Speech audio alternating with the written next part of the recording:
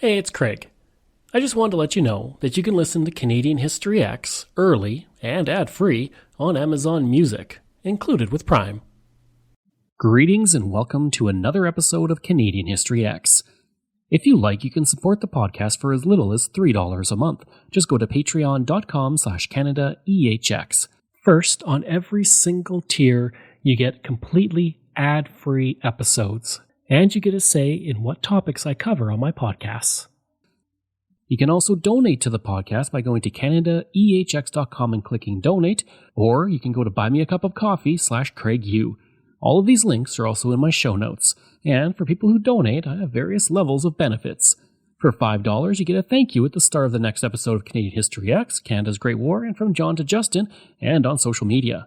For $10, you get everything from the $5, plus this episode is sponsored by, with your name at the start. Also, I'll state it's sponsored by you on social media. For $20, everything from the $5 and $10, plus a second episode sponsored by you, and promotion of something you're working on. And for $50, everything from the $5, $10, and $20, plus you get to choose a topic for me to cover on Canadian History X. If you like, you can email me at craig@CanadaEHX.com. You can find me on Twitter. My handle is Craig Baird, CraigBaird, and I'm on Instagram and TikTok where I put up daily videos about Canada's history. Just go to my username, Bairdo37. And you can find weekly videos on Canada's history on my YouTube channel. Just go to youtube.com/c/CanadianHistoryX. If you want to find transcripts of every episode I've ever done, you can go to my website, CanadaEHX.com. And there's over 700 posts on Canada's history there. And I'd like to say welcome to the newest patron of the podcasts, Mike Sullivan. As we're in the Queen's Platinum Jubilee year, many Canadians have looked back at the visits Queen Elizabeth II has made to Canada during her reign. In all, she has made 22 official visits as Queen. Today, I thought it'd be interesting to look at the first visit, when she wasn't even Queen yet. It was back in 1951, from October to November, that Queen Elizabeth, the Duchess of Edinburgh, arrived in Canada with her husband, the Duke of Edinburgh, on a tour she was taking on behalf of her father.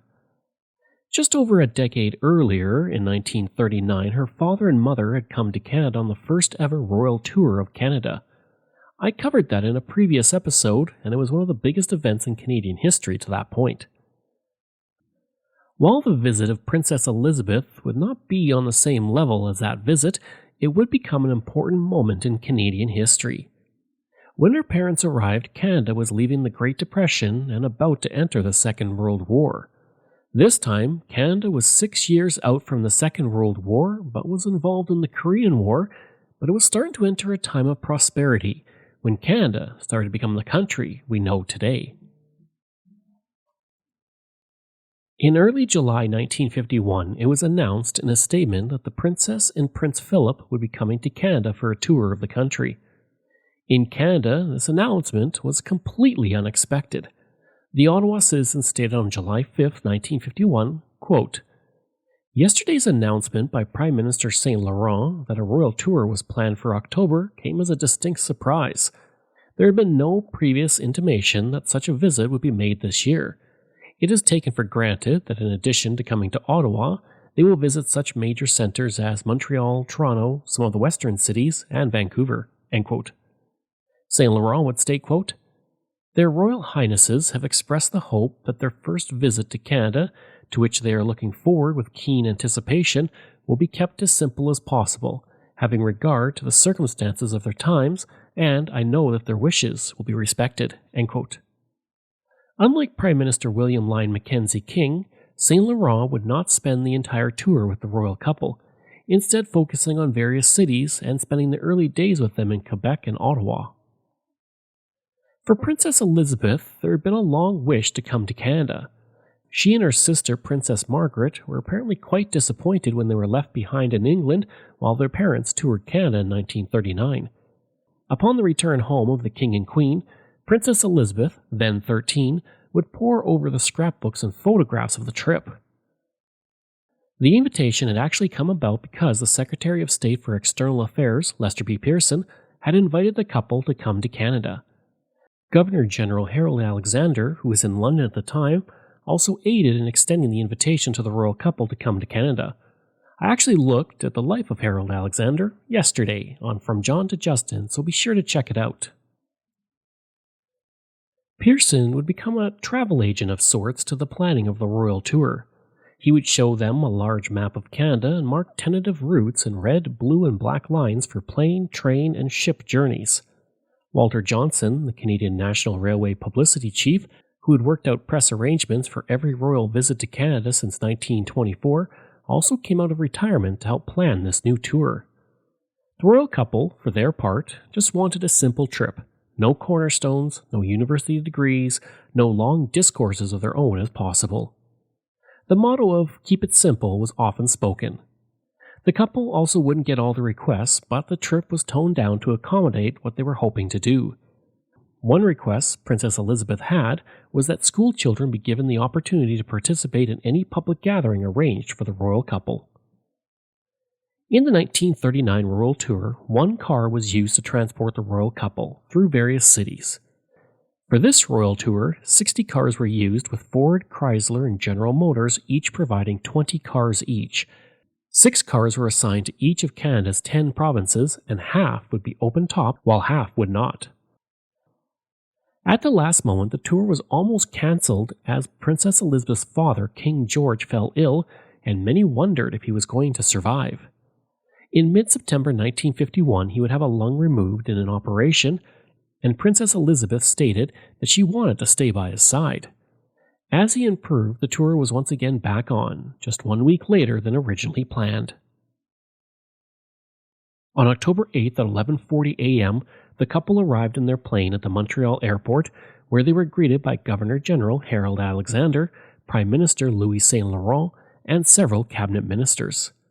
Around the airport, 25,000 people were waiting to see a glimpse of the couple. Landing at Dorval Airport ahead of schedule, the Stratocruiser Canopus completes her 3,000 miles flight from London. The Guard of Honour comes to attention, and a great cheer greets Princess Elizabeth and the Duke of Edinburgh as they disembark.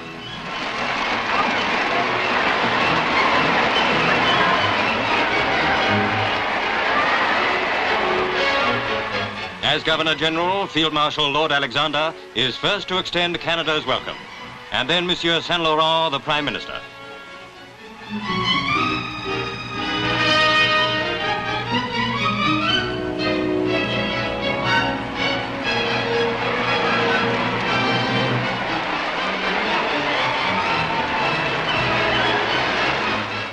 Now the Princess walks to a platform where the 60,000 crowd can see her as her standard flies for the first time on Canadian soil. Next, escorted by Flight Lieutenant Roy, she inspects the 100-strong Guard of Honour mounted by the Royal Canadian Air Force.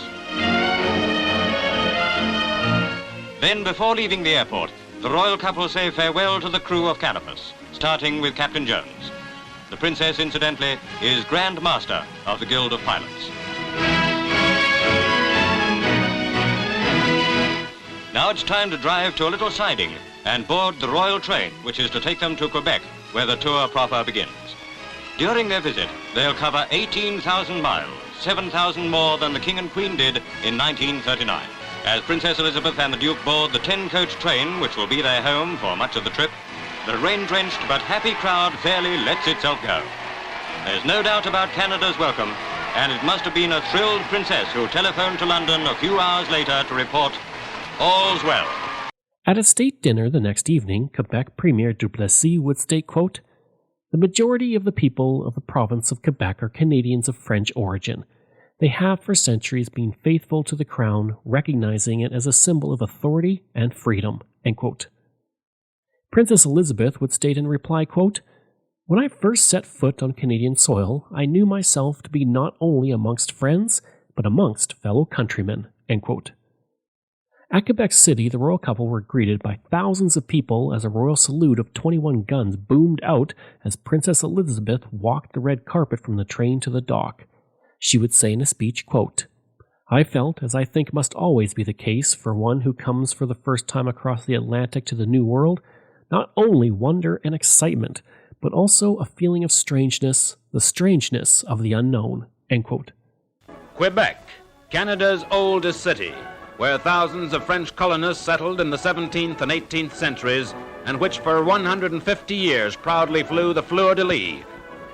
Today, a royal train arrives at Wolfe's Cove, and the name that conjures up once bitter memories becomes the symbol of Anglo-Canadian unity, as Princess Elizabeth and the Duke of Edinburgh take Quebec by storm. It pleased the cheering crowds to see, while the princess inspected the guard of honor, the diamond maple leaf brooch on her shoulder, which had been a present to her mother during the royal tour in 1939.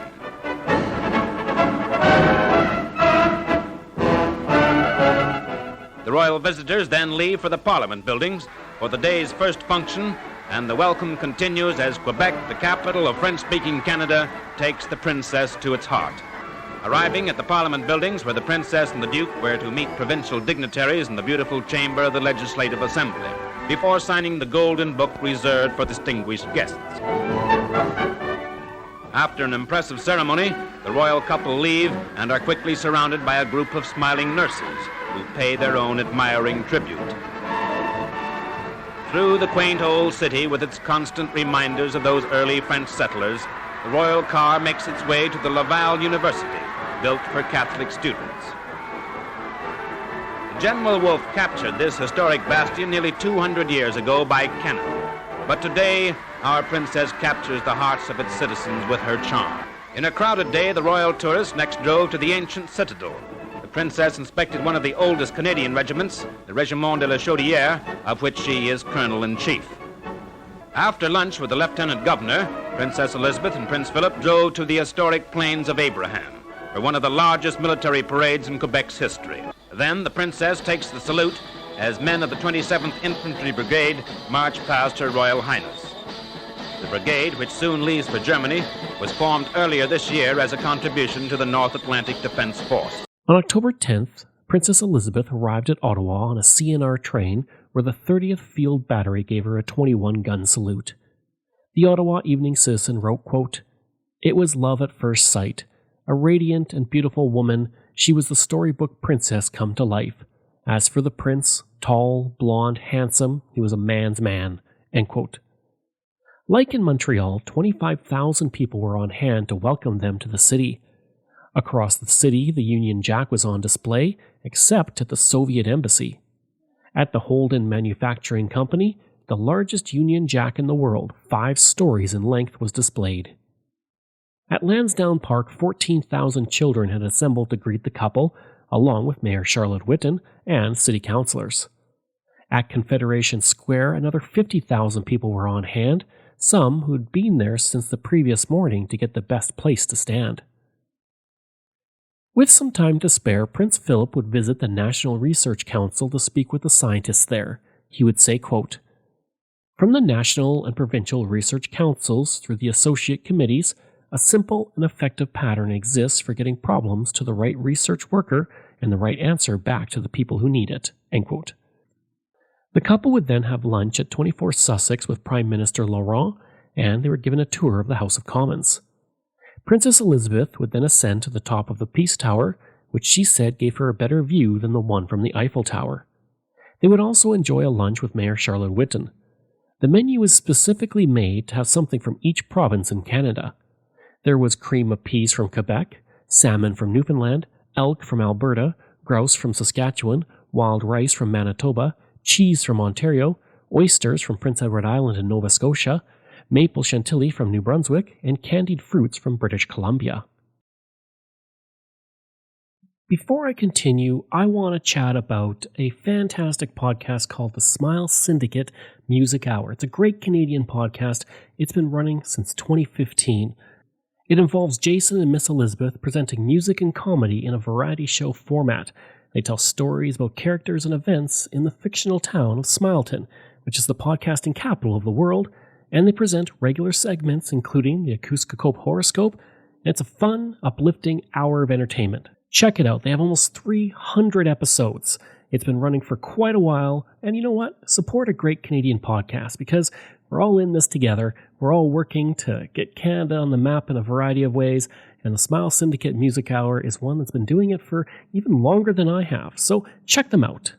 I'll have a link to their website in my show notes.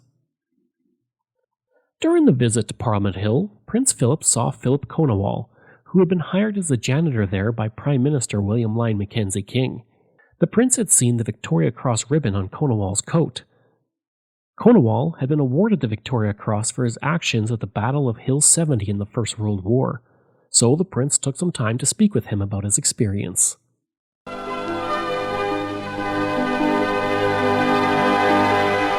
So we come to Ottawa, Canada's capital city. While they were here, the royal couple stayed at Rideau Hall, the home of the Governor-General, Viscount Alexander, who welcomed them. They drove to Parliament Hill to see the Houses of Parliament and the Peace Tower. And then, while in Ottawa, on behalf of a group of Canadian clubwomen, Princess Elizabeth presented Queen Mary's carpet to Canada. And I'm sure this must have been a mission dear to the heart of the princess. The carpet had been sold in Canada to raise dollars for Britain. You have asked me to hand into the keeping of the National Gallery the embroidered carpet which my grandmother, Queen Mary, has made with her own hand and which is lasting evidence of her unrivaled skill and artistry. I am very pleased that the carpet is to find its home here in Ottawa, because I know that you will value it not only as a work of art, but also as a personal link with my father's house.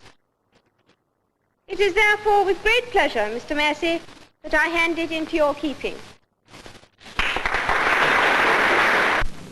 The next day, the couple took a cruise along the Ottawa River on a ship dubbed the Royal Barge. 2 RCAF boats preceded the barge, while 2 RCN boats followed it. Another 25 pleasure boats supplied by the Ottawa Powerboat Association accompanied the boat down the river. The Sioux Star would describe the scene of the royal couple traveling down the Ottawa River, which was the same river her great-grandfather, the future Edward VII, traveled down in 1860 when he was the Prince of Wales. The Sioux Star wrote, quote, "Dozens of smaller boats got into the act unofficially. Thousands of people watched from the shores, from bridges, and from the cliffs overlooking the broad river.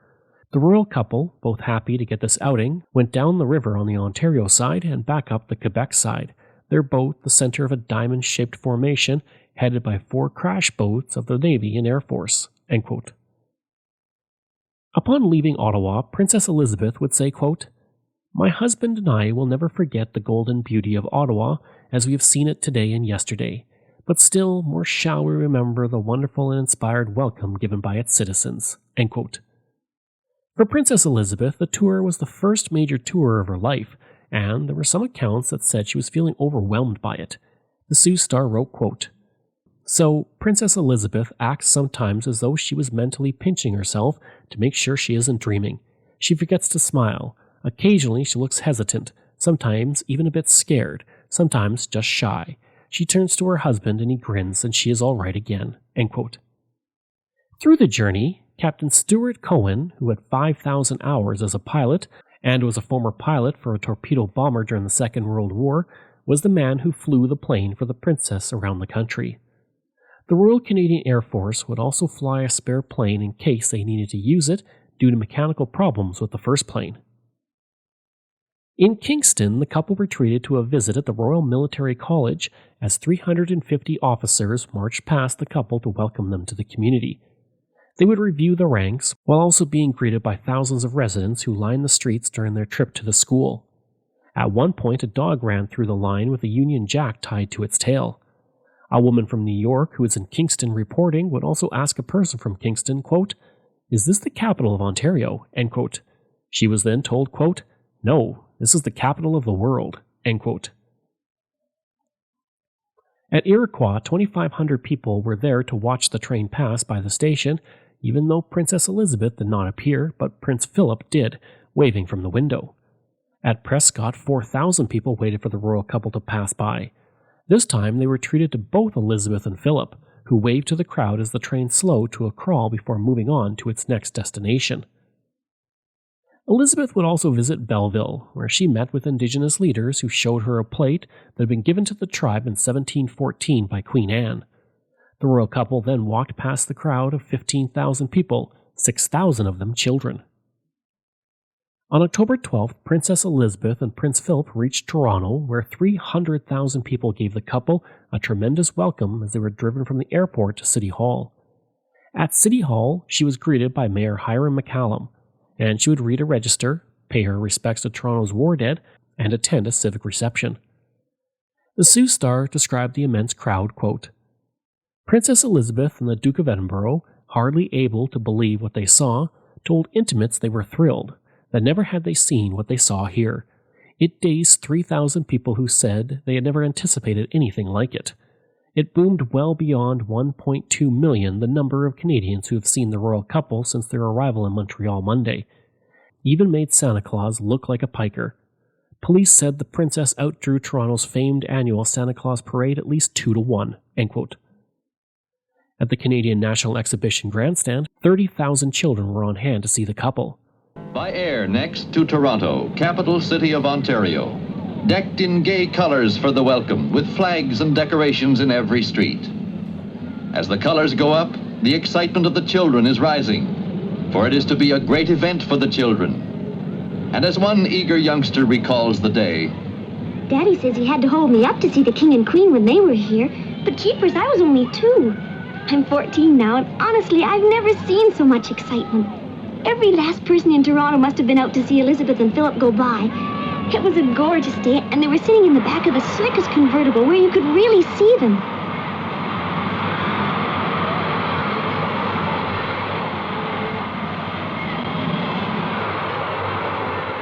Us kids, we kids, were all up in the exhibition grandstand, 35,000 of us.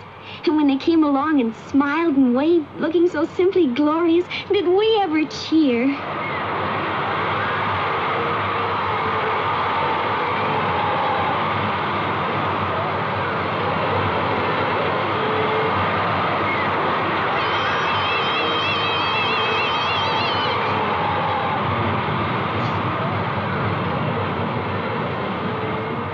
When the heroes who'd won the Victoria Cross went up to shake hands, we quieted down a little.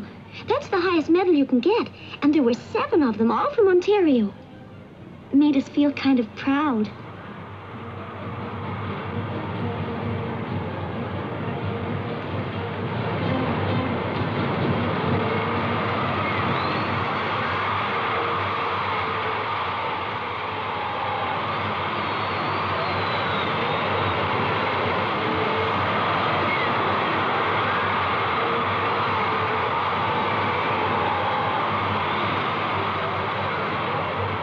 It was simply super terrific with the flags and the uniforms and all.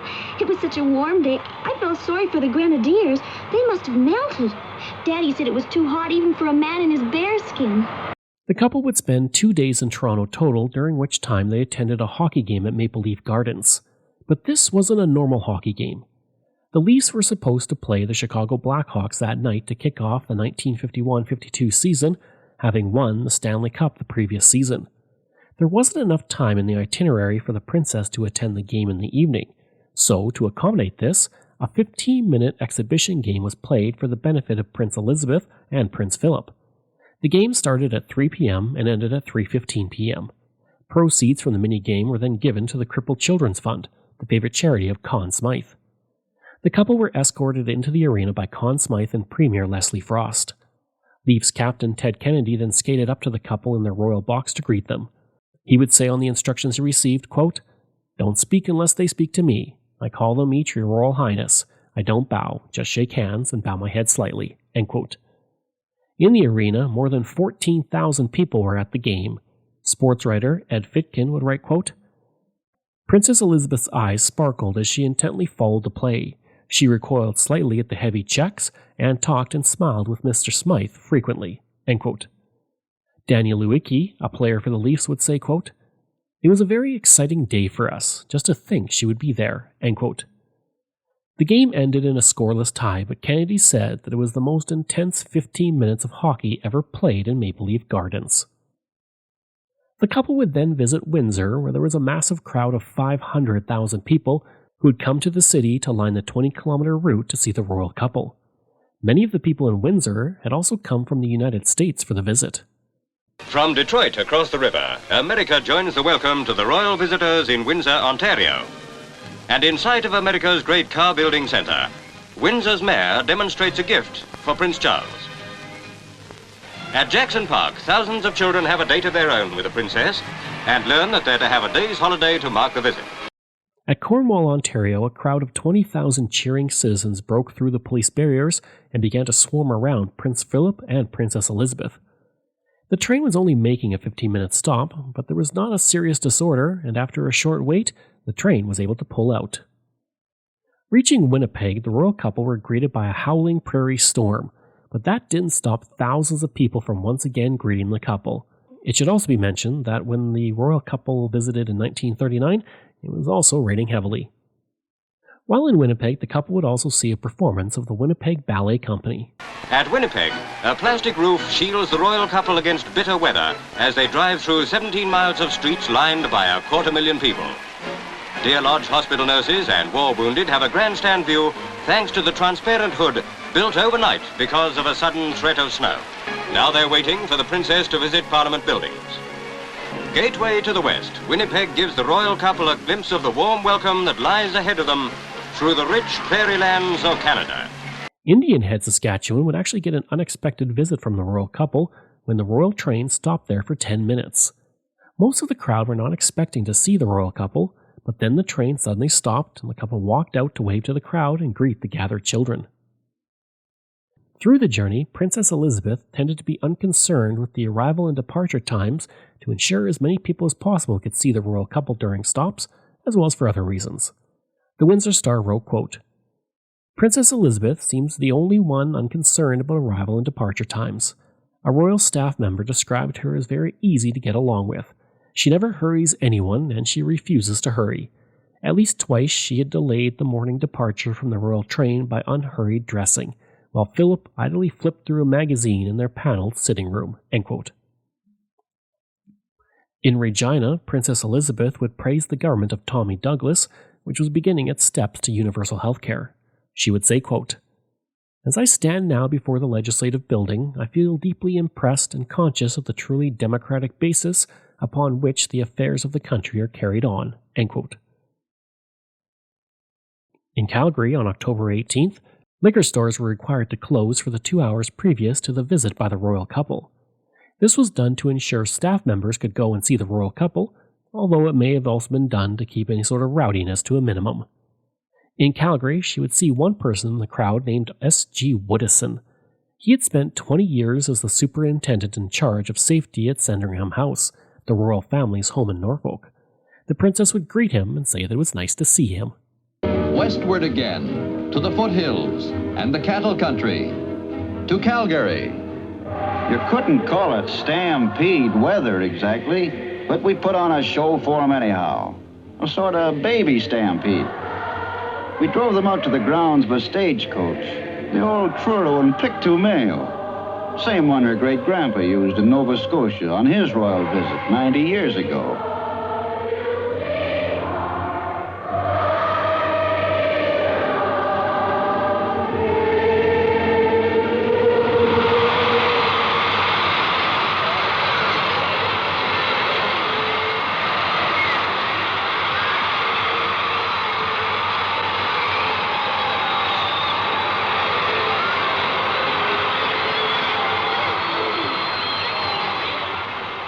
Indians from the reservations and cowhands from ranches far and wide. The boys are bound they'd put on a show, so we wrapped our visitors up good and let her rip. Nobody let on that it was kind of dangerous to come to the ground being frozen so hard. You get thrown on the ground like that, there ain't no spring to it. You don't bounce like you do in summer. Anyhow, it went off pretty good. And I think the royal couple got quite a bang out of the show. They went over to the Indian village, too. And the Indians put on some of their dances.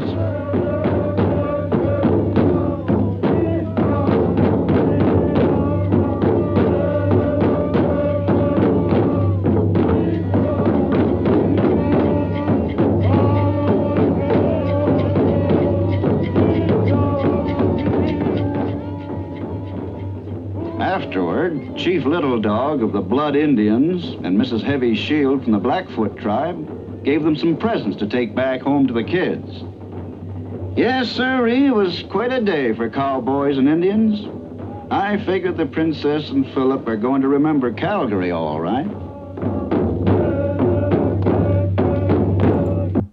On October 19th, in order to ensure that Princess Elizabeth could greet children, Vancouver decided to forego presentations to her and instead ensure the children could greet her. The Vancouver province wrote, quote, "That Princess Elizabeth has made it emphatically clear that she wants to see as many Canadian children as possible, and further, children by the thousands have waited long hours, blue with cold, while officialdom introduced itself indoors. Pat Proud thinks that if the princess knew how these kids have been kept waiting in the cold, she would have been very angry. We think so too. Princess Elizabeth is a mother and a gracious young woman." End quote. Princess Elizabeth would say of the rain and cold weather, quote, "I thought about how all those school children lining the route and about how cold they must be. I was cold myself and I was in a car." End quote. The royal limousine passes through dense crowds up Oak Street and turns into Shaughnessy Hospital grounds, where the royal couple visit first the Red Cross Lodge and then the Veterans Hospital itself.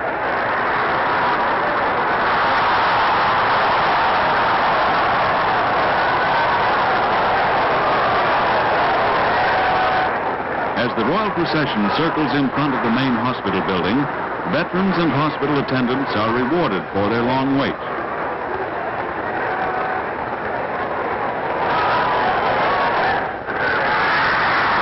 Princess Elizabeth is greeted by George Darby of the Department of Veterans Affairs and conducted inside the hospital to visit and chat with veterans of 3 wars.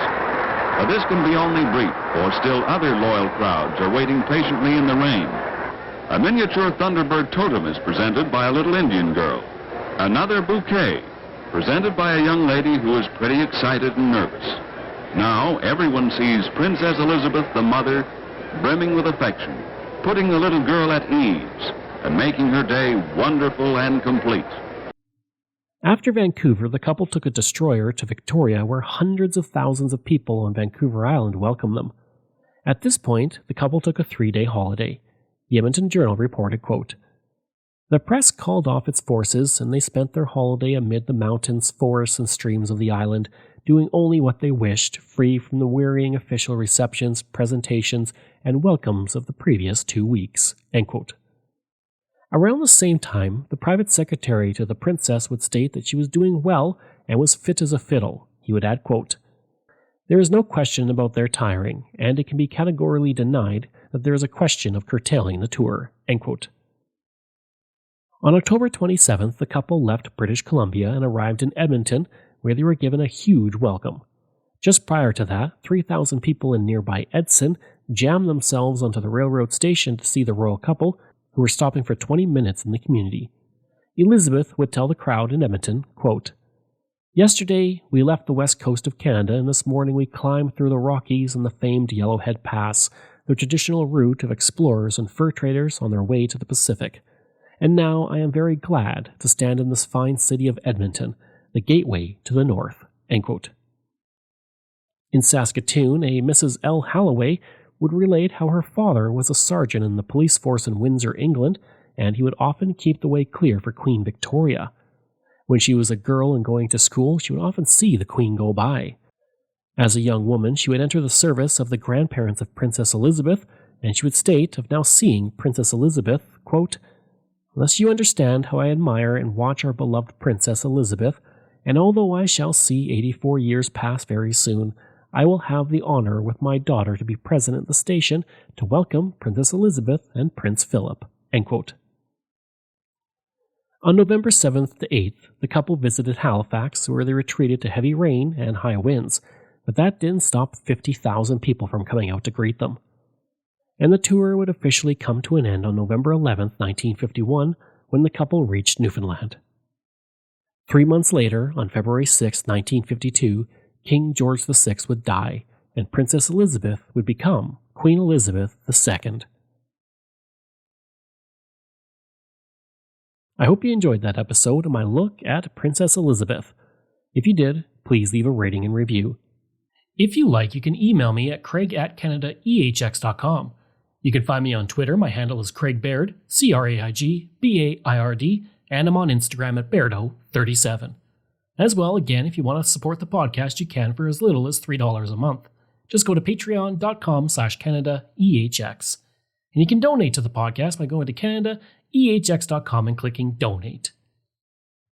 I'd also like to thank all of my wonderful patrons, and I apologize if I get any names incorrect. Mike Sullivan, Wendy Mills, Keelan Pringnitz, Michael Matthews, Joanna Parker, Jeff Dahl, Vobs, Robert Page, Richard D., Colin Johnson, Jeff Hershey, Kyle Murray, Steve Pakin, Matthew Gartho, Lionel Romaine, Dr. Bob Turner, Randy Hayden, Doug Campbell, Reg W., Deborah Carlson, Francis Helbling, Nick Zinri, Shannon Marshall, Clinton Martinez, Dimitri Shove, Aaron O'Hara Myers, Robert Dunseith, Todd Casey, Catherine Rawa, Luke S., JP Bear, Jason Hall, Phil Maynard, and Iris Gray.